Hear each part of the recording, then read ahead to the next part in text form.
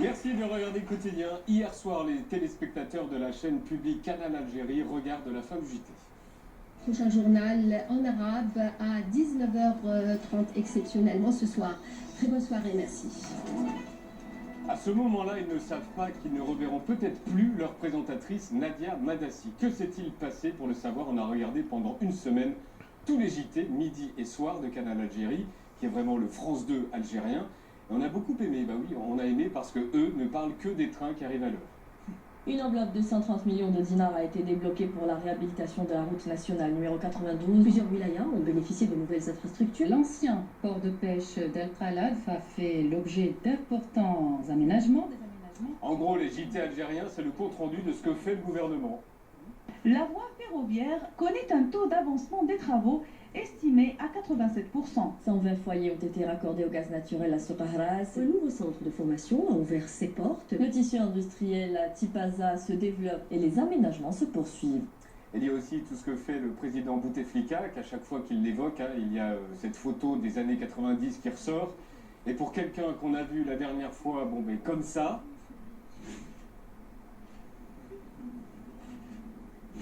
selon Canal Algérie, cette semaine, il a quand même été plutôt dynamique.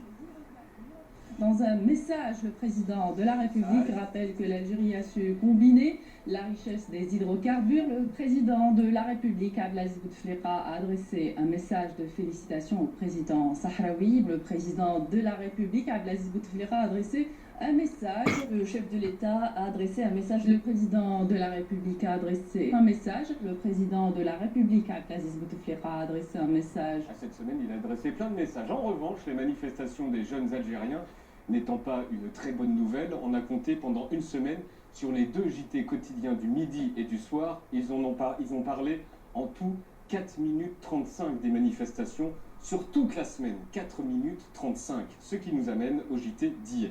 Hier, dimanche 19h, Nadia Madassi apparaît. Madame, Monsieur, bonsoir. Bienvenue dans ce journal. C'est elle qui a lu en direct la fameuse lettre du président Abdelaziz Bouteflika qui se représente. Le candidat Abdelaziz Bouteflika à l'élection présidentielle du 18 avril a rendu publique aujourd'hui une lettre au peuple algérien. Elle lit la lettre et à la fin, il se passe ça. C'était là la lettre rendue publique aujourd'hui par le candidat Abdelaziz Bouteflika.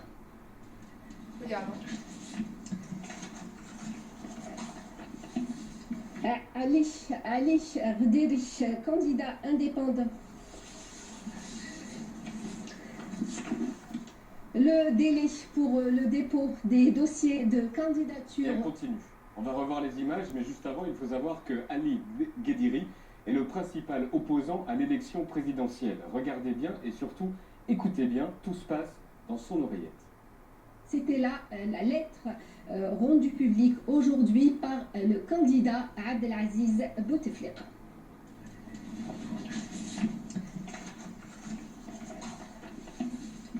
Ali Rderi, candidat indépendant. Le délai pour le dépôt des dossiers de candidature. On comprend qu'au moment où elle va pour parler de l'opposant, on lui crie dans l'oreillette de ne pas le faire. Ali Rderi, candidat indépendant.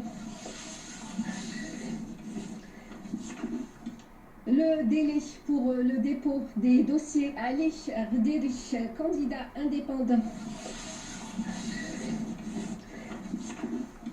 Le délai pour le dépôt des dossiers.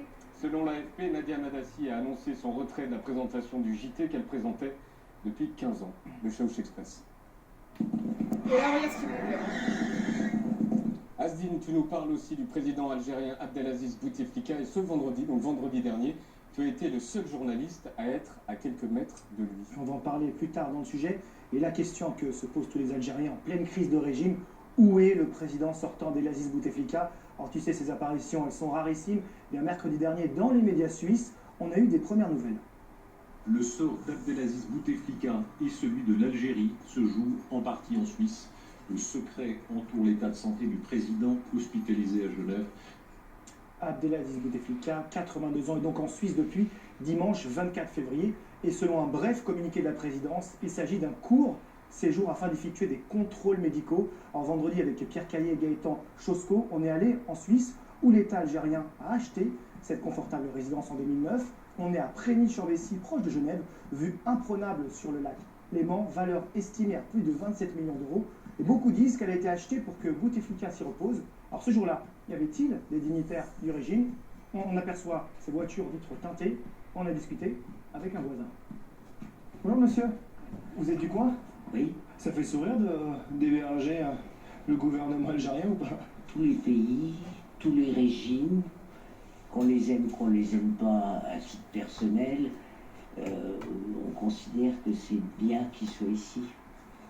Parce que ça permet des discussions diplomatiques. Ça fait rentrer un peu d'argent aussi. Tu peux aussi. Business is business. Direction ensuite la Tribune de Genève. C'est ce quotidien qui a révélé le séjour dans un hôpital public d'Abdelaziz Bouteflika. Bonjour. Bonjour.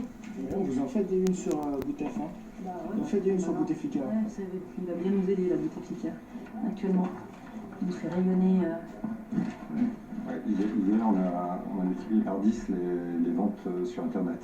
Oui. Pour dire, ouais. Il y a des rapports spéciaux entre la Suisse et l'Algérie et Abdelaziz Bouteflika. Oui, quand il avait été écarté du pouvoir dans les années 80, il avait été en exil en Suisse pendant 6 ans, si je ne m'abuse. Et puis ensuite, il a eu pas mal de contrôles médicaux assez régulièrement, déjà dans les années 80, puis évidemment après son AVC en 2013. Alors, la Suisse et Bouteflika, c'est donc une longue histoire, notamment médicale. Eh bien, vendredi, le jour des grandes manifs en Algérie, on a voulu vérifier s'il était toujours hospitalisé en Suisse. C'est une information cruciale que se posent des millions d'Algériens. C'est pour cette raison qu'on s'est rendu aux hôpitaux universitaires de Genève. Et une source m'a indiqué que le président algérien se trouve au 8e étage. On a pris donc l'ascenseur. Il y a ce panneau, division privée. La porte est ouverte, alors j'y vais. Et là, un policier suisse posté devant une chambre m'interpelle. Non, mais on n'est pas là que c'est au 8e, mais vous pouvez pas passer pour de voir que. D'accord. C'est pour monsieur Bouteflika. Comment? C'est Bouteflika. Il est ici. Puis une infirmière sort d'une chambre. Je veux savoir si monsieur Bouteflika était ici. Je sais pas. C'est qui. Allez, voir. Ouais, ça marche. Merci madame. Donc on a bien la confirmation qu'il est dans cet hôpital. On était à quelques mètres de sa chambre et on vient de l'entendre. Un de ses frères serait même présent à ses côtés. Il faut savoir que les frères ont un vrai rôle. Ils sont aux manettes du pays depuis que le grand frère est souffrant. Petite présentation. Il y a Saïd Bouteflika que certains surnomment le vrai président et Nasser Bouteflika le plus jeune qui joue un rôle de Sherpa, de conseiller de l'ombre. On retourne à l'hôpital et en déambulant, image incroyable, je tombe sur Nasser Bouteflika. Voilà, on va le voir, il est toujours aux côtés de son frère, ici en 2014 lors de la dernière présidentielle, plus récemment en 2017, encore aux côtés du président. Et je tente de l'interpeller, et le frère s'engouffre dans une des chambres. Monsieur Nasser? Monsieur Nasser? Vous allez voir monsieur Bouteflika. Non, pas non. Monsieur Nasser? Juste vous demander pour retourner là-bas. Journaliste, ici c'est fermé. comme c'était monsieur Nasser Bouteflika. N'importe. On est donc invité à quitter les lieux. Et tout à l'heure, dans l'après-midi, il y avait toujours des policiers, selon nos infos au 8e, ce qui laisserait penser que le président sortant n'est toujours pas retourné en Algérie, là où il est pourtant censé faire campagne depuis hier minuit. Merci Asdine. Dans un instant, lundi canap, t'as regardé quoi Étienne? On a regardé The Voice. C'est toujours un peu compliqué pour Nico.